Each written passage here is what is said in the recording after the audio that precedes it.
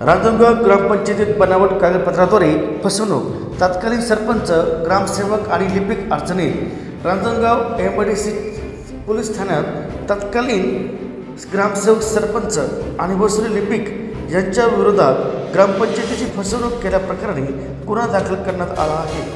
ही कारवाई शिरूर पंचायत समितीतील विस्तार अधिकारी बाळासाहेब रामचंद्र गावडे यांच्या तक्रारीवरून करण्यात आली आहे।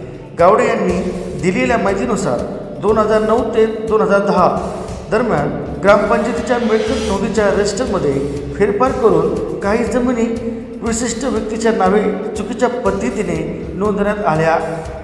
या नोंदीमध्ये बनावट पाने चिकटण होण्यात आली असल्याची चौकशीत निष्पन्न झाले आहे। तपासात असे आढळून आले की जुन्या नोंदीच्या रजिस्टरमध्ये बदल करून मूळ माहिती अस्पष्ट करण्यात आली होती। यामुळे शासकीय दस्तावेज बनावट करून गावाच्या मालमत्तेवर अनधिकृतपणे हक्क मिळवण्याचा प्रयत्न झाल्याचा संशय व्यक्त करण्यात आला आहे।